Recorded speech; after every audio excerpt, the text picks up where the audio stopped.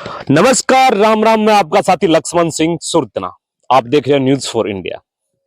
आज आप आए हाँ एक देसी किसाना जगह ठाट होया कर बैठे यानी खेत रे माया उड़ा आपने बीकानेर जो की सिटी है जिके ने एक राजकोट बोलो जा मूंगफली उत्पादन में यानी कि सड़ाऊ जात जगह मूंगफली जो गुजरात रे राजकोट में होया करे वो राजकोट अभी बीकानेर बोले जाओ राजस्थान में बैठा आड़ा तो बैठा अपन एक डॉक्टर साहब मिले हैं तो बयान पूछा कि अभी जकी मूंगफली में जकी किसा किसा जगह रोग हो रहे हैं जकन बचा सका और जो बार जो मौसम है ये मौसम में बजो मूंगफली कितनी कहीं जकी दिक्कत हो सके या और किसो रोग हो सके किसो। नमस्कार डॉक्टर साहब।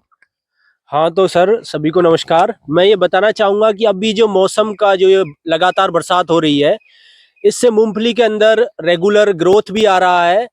तो इसके रेगुलर ग्रोथ के साथ साथ इस बरसात के जो साइड इफेक्ट हो सकते हैं, जैसे कि अभी मौसम परिवर्तन होगा तो उससे ये जो एयरबोर्न डिजीज टिक्का है ये टिक्का बनने के चांस हो सकते हैं।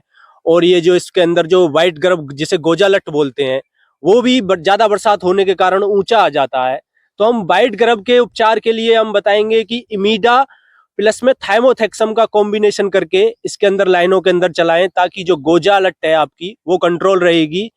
और जैसे ही कि अभी ये बरसात के बाद मौसम एक साथ चेंज होगा तो उसके साथ टिक्का जो है तैयार होगा। तो टिक्के के लिए एक अच्छा फंगीसाइड और उसके साथ चिलेटेड जिंक के साथ फोलियर स्प्रे करें तो इससे आपका जो अभी बरसात से जो रेगुलर ग्रोथ चल रहा है उसी तरह का ग्रोथ आपका रेगुलर चलेगा और उत्पादन भी बहुत शानदार होगा।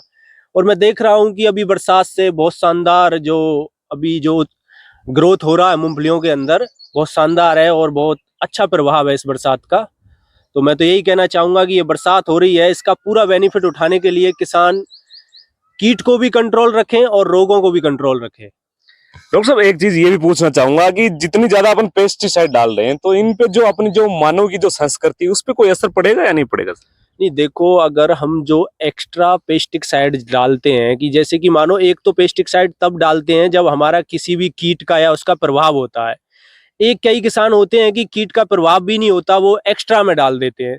तो जब भी कोई कीटनाशक का एक्स्ट्रा प्रयोग होगा तो उससे जो आपकी जो मिट्टी है उसका टॉक्सिक लेवल भी बढ़ता है और उसकी फर्टिलिटी जो उर्वरक शक्ति है वो भी कम होती है। तो इसके लिए यही है कि कीट किसानों को लिए मैं तो यही सजेशन देना चाहूंगा कि कीट या रोग हो तभी कीटनाशक का और फंगीसाइड का उपयोग करें, अन्यथा आप वेस्टेज में डालकर या ज्यादा मात्रा में डालकर जमीन को भी खराब कर रहे हैं। और जो जमीन के अंदर जो आपका ये अब फसल लगी हुई होती है इसके अंदर भी ये जो आपका कीटनाशक है इंजेक्ट हो जाता है, इसके अंदर भी स्टोर हो जाता है। उसके बाद में इसके अंदर स्टोर होने के बाद जो इसके उपभोक्ता हैं जो इसको प्रयोग करते हैं, जो खाने में यूज लेते हैं या किसी प्रोडक्ट बनाने में यूज लेते हैं, तो उसके थ्रू ये मानव बॉडी में जाके इसका साइड इफेक्ट होता है जिससे नई नई डिजीज तैयार होती हैं। जैसे कि अब आप देख सकते हैं हमारे देश में कैंसर का बहुत ज्यादा वो रोग चल रहा है और अन्य नई नई बीमारी जो आ रही हैं। तो ये यही है कि जो पेस्टिसाइड हम एक्स्ट्रा यूज कर रहे हैं उसका प्रभाव कहीं ना कहीं है इसके रिलेटेड कि आपके रोग जो हैं ज्यादा से ज्यादा डेवलप हो रहे हैं। तो यही है किसानों के लिए सलाह मैं तो यही देना चाहूंगा कि रोग को जब प्रॉपर तरीके से देखकर उसके लिए क्या रिकमेंडेशन है वही डालें, एक्स्ट्रा चीजें ना डालें या बार बार जहर का प्रयोग ना करें। डॉक्टर साहब एक चीज और पूछना चाहूंगा मैं आपको कि अभी जैसा मौसम है इस मौसम में आप कह रहे हो जो गोजालट बोलते हैं अपने आम भाषा में गोजालट बोलते हैं वो आप कह रहे हो कि ऊपर आ जाती है। हाँ जी। तो इस मौसम में देखो मूंगफली को जो पानी की जो जो वो भरपूर मात्रा में मिल रहा है तो किसानों को कैसे पता चलेगा कि उनके गोजा जो लट है वो लग चुकी है, कैसे पता करेंगे वो? देखो, उसके लिए तो हम पता करने के लिए सबसे जो पहले जो लक्षण होते हैं उसके जो मूंगफली है वो पत्ते को फोल्ड करने लग जाती है, डाउन मारने लग जाती है यानी। और सेकंड है कि जो पत्ती उसके अंदर जो मूंगफली के अंदर है आप खुराक भी रेगुलर देने के बाद भी उसके अंदर पीलापन नजर आएगा। और जैसे कि हम मूंगफली को अगर उसको खोद के देखें तो उसके अंदर जो जड़ के अंदर जो गांठें होती हैं वो गांठें नहीं मिलेंगी। तो ये 3-4 लक्षण है जिससे गोजा का पता लगाया जा सकता है। यानी आपका कहना है कि अगर मूंगफली के जड़ में अगर वो गांठें नहीं है तो उसके लक्षण गोजे वाले लक्षण है। और पत्तियां ऊपर से कई बार फोल्ड कर लेता है, जो मूंगफली का पौधा है पत्तियां चिप जाती हैं उसकी, तो ये बताती है कि नीचे इसके अंदर गोजा है। अच्छा, एक चीज और आपने जो फंगस बताया, जो फंगस जो एक है रोग है उसका भी क्या लक्षण रहेगा उसका? उसका देखो टिक्का जिसे बोलते हैं, अभी वो बरसात के जस्ट बाद स्टार्ट हो जाता है, मौसम जैसे ही चेंज होता है तो उसमें क्या है, पौधे के ऊपर हल्के ये जंग टाइप के धब्बे धब्बे बनने लग जाते हैं, जिसे हम टिक्का टिक्का बोलते हैं। ये अच्छा, जंग टाइप के, हाँ जंग टाइप हाँ, के हैं। ये गोल गोल धब्बे होने लग जाते हैं। इसका कलर मान लो जैसे कि हल्का मिट्टी कलर टाइप होता है, वो गोल गोल चकते धब्बे धब्बे हर पौधे पे बनने लग जाएंगे।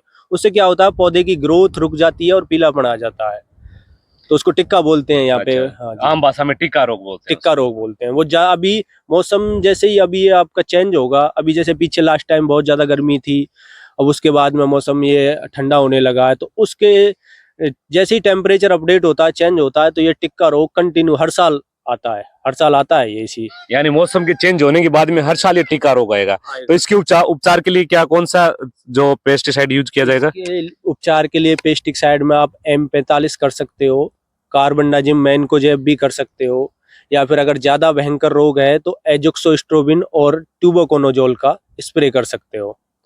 अगर उसके साथ अगर अपना अच्छे से अगर चिलेटेड जिंक भी कॉम्बिनेशन कर ले, क्योंकि टिक्का का कई बार जो मौसम के होता है और कई बार न्यूट्रिशन की कमी से भी हो जाता है, ये जिंक की कमी से भी टिक्का आने के चांस रहते हैं।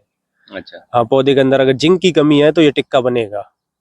मुख्यतः अपन मान सकते हैं कि मूंगफली में सिर्फ 3 ही रोग होंगे, या इसके अलावा भी कोई और हो सकता है इसमें रोग? मूंगफली में मेनली तो देखो रोग तो 3-4 ही रहते हैं, जैसे कि आपके 30 से 45 दिन में ये काली जड़ के संपर्क में ज्यादा रहती है मूंगफली, हाई टेम्परेचर से काली जड़ ज्यादा बनती है। अच्छा, उसके बाद में जैसे कि 50 से 60 दिन 70 दिन तक इसमें गोजे का प्रभाव रहता है, जो इंसेक्ट है, गोजा हुआ, दीमक हुई। उसके बाद में जस्टी जैसी मूंगफली होती है अपनी 90 से 100 दिन के अंतराल में, तो उसके अंदर उस टाइम ये टिक्का डिजीज रहती है। ये 3 डिजीज और कीट ये कंपलसरी हैं। उसके अलावा कोई मौसम के इफेक्ट में नया रोग जनरेट हो जाता है, बाकी ये 3 कंपलसरी हैं, हर साल आते हैं ये रोग। जैसा कि डॉक्टर साहब ने अपने को बताया कि जो ये तीनों रोग हैं उनके जो लक्षण वो भी अपन लोगों के साथ में इन्होंने शेयर किया। तो आप लोगों को हमारा जो ये वीडियो कैसा लगा हमारे कमेंट में जरूर बताना। अगर किसी भाई को भी अगर डॉक्टर की जरूरत हो, यानी किसी की अगर मूंगफली में अगर रोग वगैरह जरूरत हो, तो डॉक्टर साहब की जो नंबर है मैं नीचे लिंक में दे दूंगा, आप इनसे संपर्क कर लीजिएगा। धन्यवाद, राम राम। मैं आपका साथी लक्ष्मण सिंह सुरदना। मिलते हैं एक और नए वीडियो के साथ में।